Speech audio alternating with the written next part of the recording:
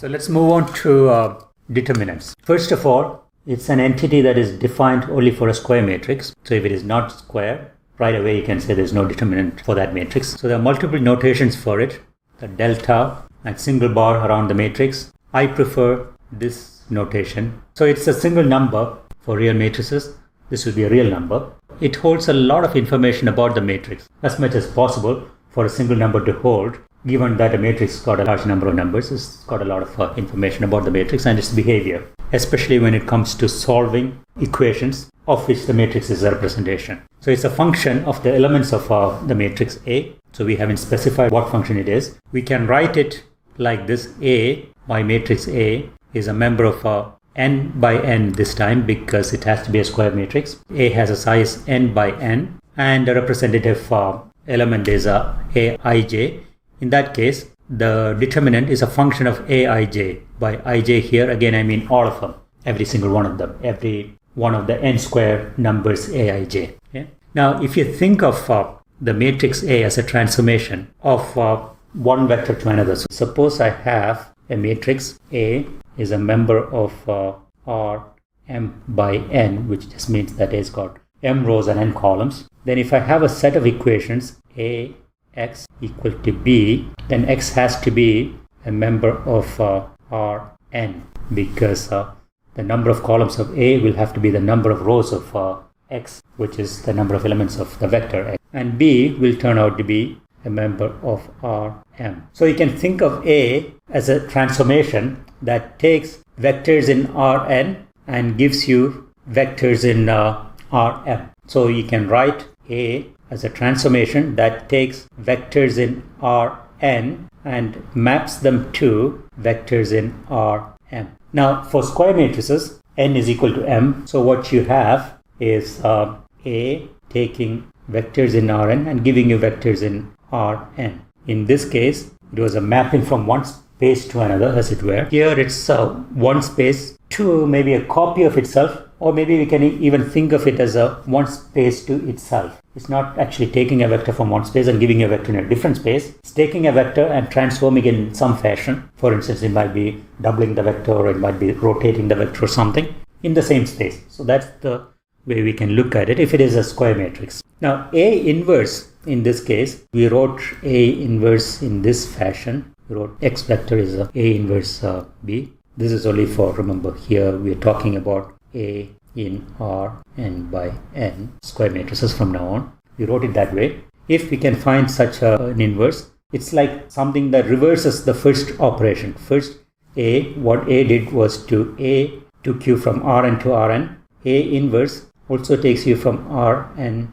to Rn. But in the first case, here what it did was take x to b. Here what it's going to do is take b and give you back x. So it's like the reverse of the operation. It's like undoing what A did. So that also jives well with this notion of A inverse and it being reciprocal, because multiplying by the reciprocal is kind of nullifying the effect of multiplying by the original number, etc. So it all fits in quite nicely. Now, exactly like when the number was 0, you couldn't take the reciprocal.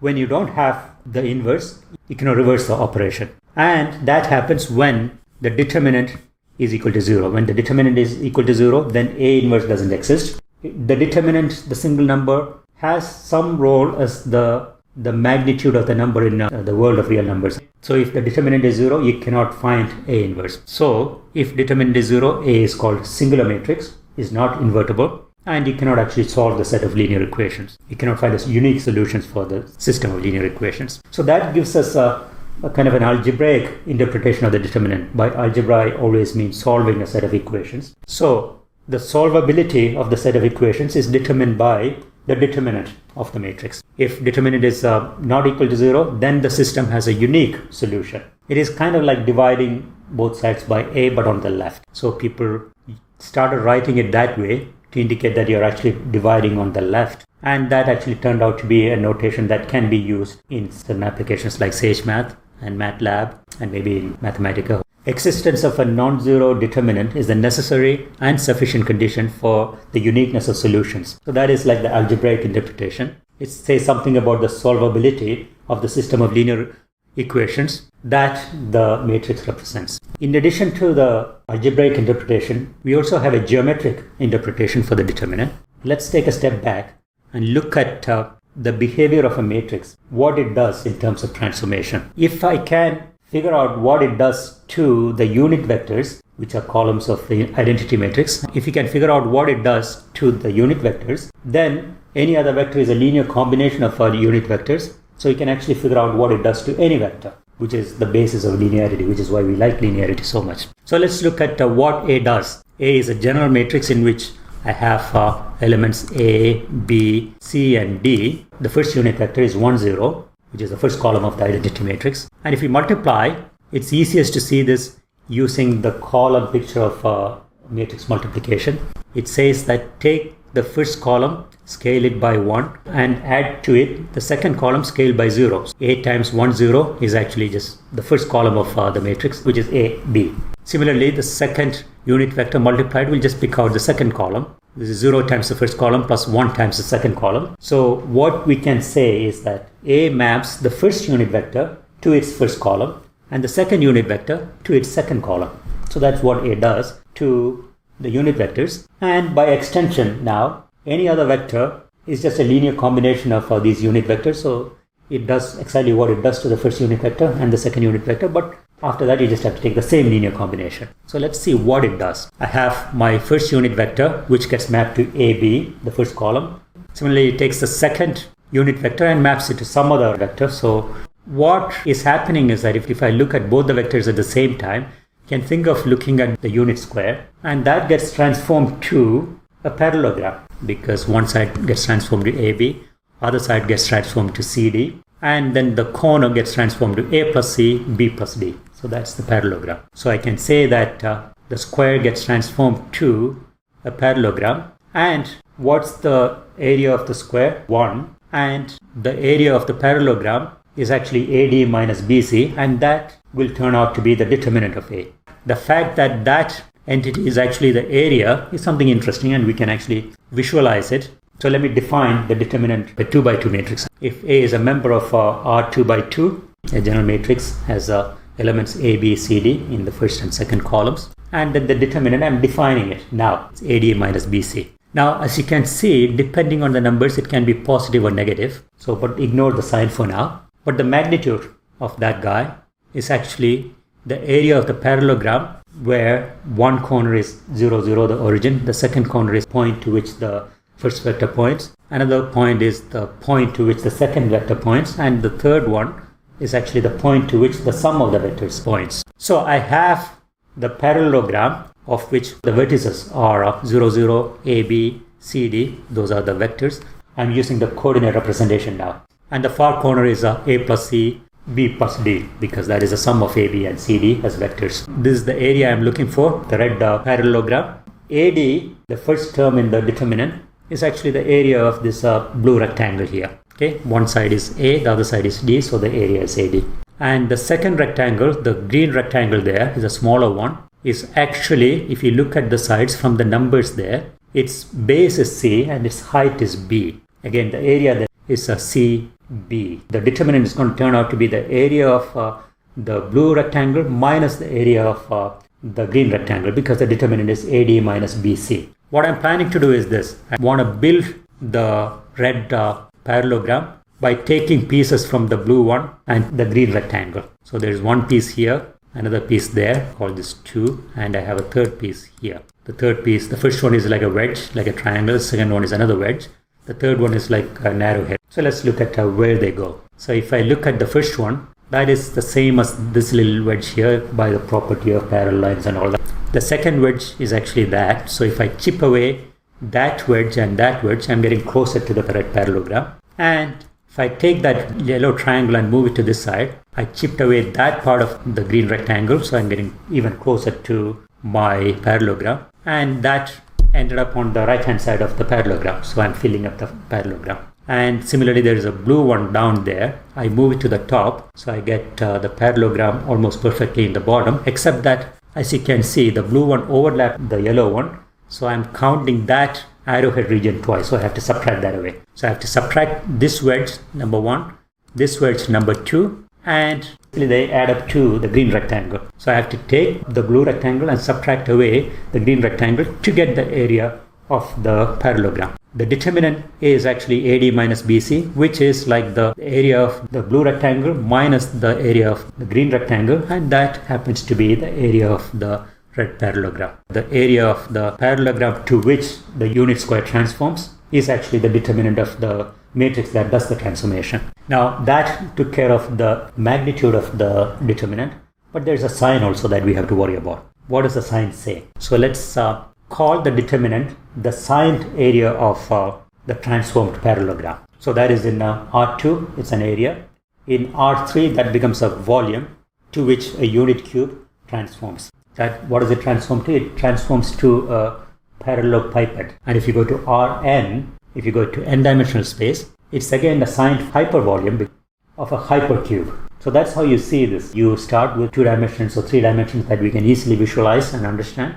Then we extend it to n dimension, where the intuition will work even though we cannot visualize it. That's the game that we play in linear algebra. Where does the sign of the determinant come from? In order to see that, I have a couple of more animations. What I'm going to say is that if the order in which the transformed vectors appear is the same as the order in which the original unit vectors appear, then the sign is positive. If the order is flipped for whatever reason, the sign is negative. So I have my original matrix. The first unit vector gets transformed to 2, 1 over there. The second unit vector, the blue one, gets transformed to 2, 2. The first one gets transformed to the first column, the second one to the second column. Now look at the order. In order to get to the blue unit vector from my red unit vector, you have to go in the counterclockwise direction. Physicists are very fond of this kind of stuff about the handedness. So we use the right hand to go from the red unit vector to the blue unit vector using the fingers along the direction of motion.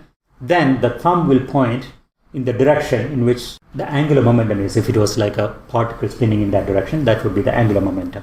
So that's in the positive z direction. So that is positive. In order to go from the red transform vector to the blue transform vector, from this guy to this guy, again I have to wrap my fingers in the counterclockwise direction, and the angular momentum is again in the same direction. Okay, so that is the sign of the area. So in this case, the determinant is AD minus BC, so 2 times 2 minus 2 times 1, that is 2, it is positive.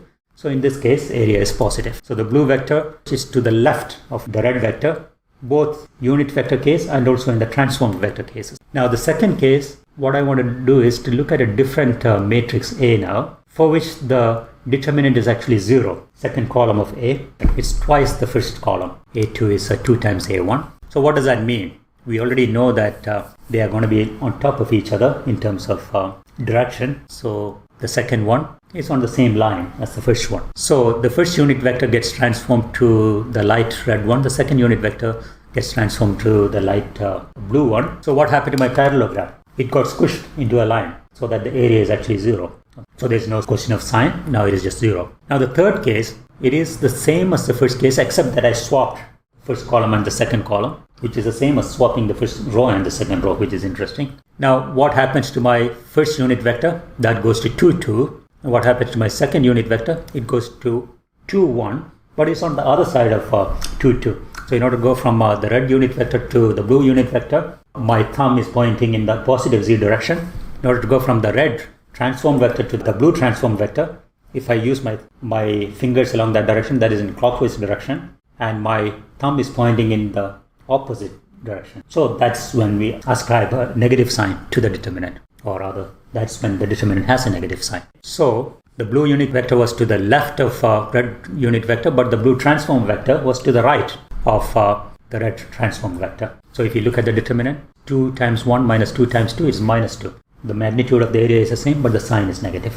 So that's the meaning of the sign. And when you go to 3 dimension, the same thing applies. If one vector flips direction, flips as in it goes to the other side of one of the other 2 vectors, then you get a minus sign.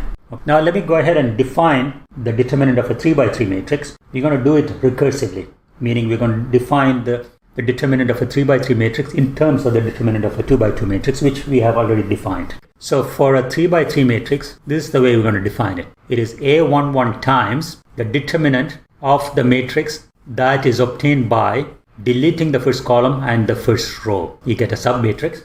is the determinant of that submatrix multiplied by A11. The second one is a minus sign, A12, and in that case delete that column and that row, and the submatrix that is left over, take its determinant. And the third one comes with a positive sign. So the signs are alternating. A13, so delete that, the third column and the top row, find its determinant, which we know how to do because it's a 2 by 2 matrix. So that's the recursive formula. Since we have already defined determinant for a 2 by 2 matrix, now we have a determinant for a 3 by 3 matrix. So the negative sign is important. Now to make this definition a little bit more manageable, I'm going to define two entities, minors and cofactors.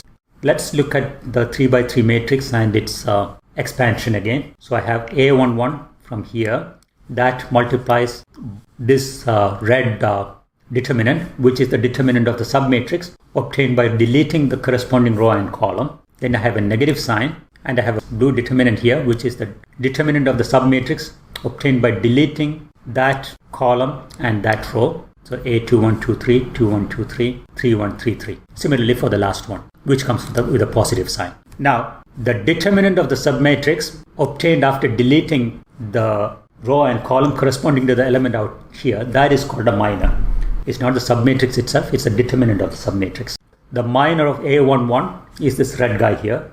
The minor of A12 is the blue guy here. And the minor of A13 is the determinant in black there. The minor is denoted by M11. So the minor of A11 is M11. Mij in general is the determinant of a submatrix without the ith row and the jth column for any matrix. Take out the ith row and the jth column and take that determinant, that becomes the minor of Aij. Take the minor with the associated sign is a cofactor and it is denoted by Cij. So how do you get the sign? Sign is obtained by taking -1 to the power I plus j. So for the first guy, I is 1, j is 1. So 1 plus 1 is 2. So the sign of that cofactor is -1 to the power 2. So that's positive. Second, 1 and 2, the sum is 3. So -1 to the power 3, I get -1. Cofactor is the minor times -1 to the power I plus j. Remember, these guys are numbers. They are determinants, so they are numbers. So using the minors and cofactors, you can provide a recursive formula for the determinant,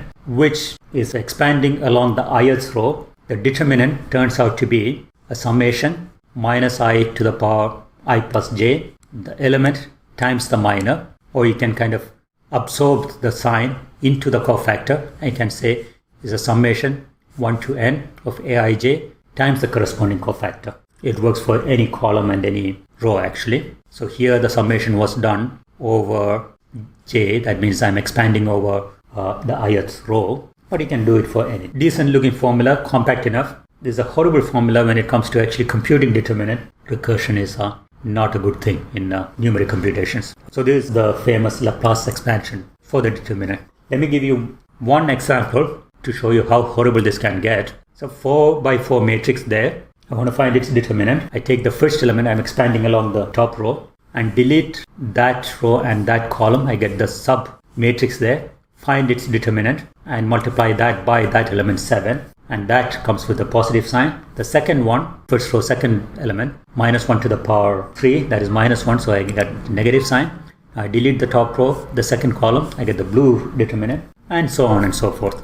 Alternating signs. And in order to get this guy, I have to again expand it, get 2 by 2 and then expand that. Now let's go through the properties of determinants. So the identity matrix has a determinant equal to 1. So if you expand it along the top row or the first column, you will see that. Also you can see that it's actually the volume of a unit cube or area of a unit square. Okay, so that's why it's 1. Now the second thing is, if you exchange 2 rows or 2 columns, the determinant will change sign. So if I have a matrix, something like that, if I go ahead and switch these two guys, 2 rows, whatever determinant it had will become the negative of that number.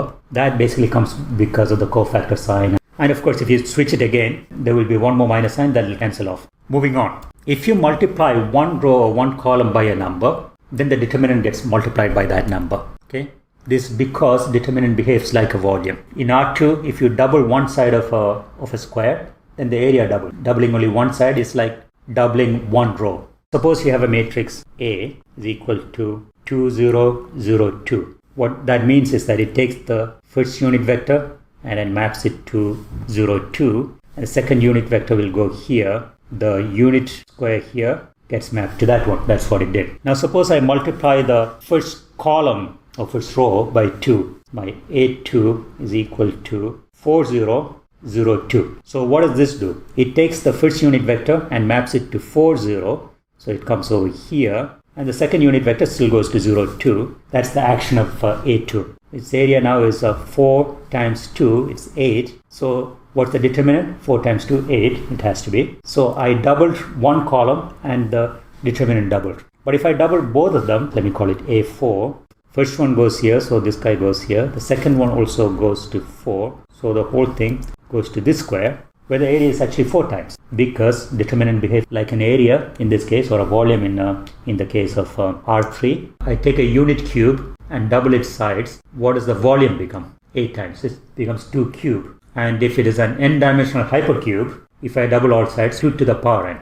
The fourth one says if you split a row or a column, then the determinant gets split into 2. That is a cryptic language, so let me tell you what I mean by that. So if I can write a determinant, suppose I had say 5 here and 2 here. Suppose I write this as 3 plus 2 and 1 plus 1. Okay, then I can actually split the determinant as a sum of 2 determinants. Another one is if you have one row or one column of zeros, then the determinant is 0.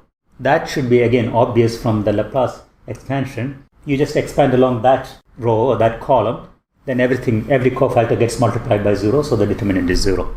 Another one, add a multiple of a row or column to another row, the determinant doesn't change. This needs a bit of an explanation. What is happening is this. As you know, a matrix represents a system of linear equations in which each row is actually an equation. The manipulations that you can do with an equation is to scale an equation by some number and add it to another equation, which is what this guy does. Add a multiple of a row, which is like an equation, to another row, and that determinant doesn't actually change. Let me ignore all the columns there and I'll tell you why when we come to the last property. Just say that, just think about rows now. So it's because it comes from the system of linear equations. That's why we actually look at that kind of operation. Now, if 2 columns or rows are equal, then the determinant is 0. Why is that? What you do is, it's actually a consequence of 5 and 6. You just scale one of them by -1 and add to the other one. You get a row of zeros and then the determinant is 0.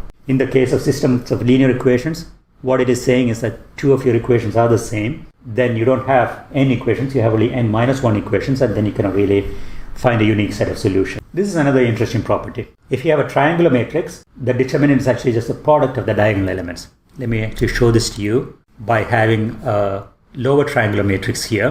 I want to find the determinant of A. I will expand along the top row here. So the first one, A times the cofactor, this guy, and the second and third terms just vanish because it's multiplied by zeros. And inside also, I have a 0 there. So it's only the first product that is significant. The second one gets multiplied by 0. So I just get A, D, F.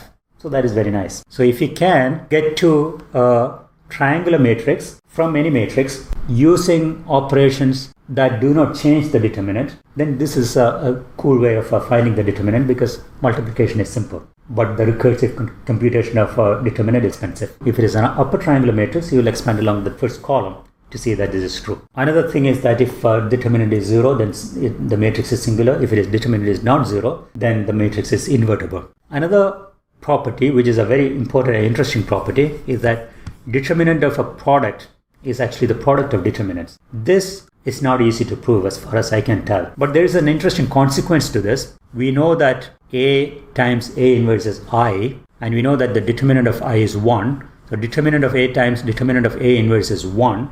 That means A inverse and A, their determinants are reciprocals of each other, which is again kind of nice because the determinant, it's like a number, it behaves like a number. When the determinant is 0, the reciprocal doesn't exist, the inverse doesn't exist, and so on. The last property is that the determinant of a transpose is the same as the determinant of the matrix. This is again is easy to see if you look at the Laplace expansion formula.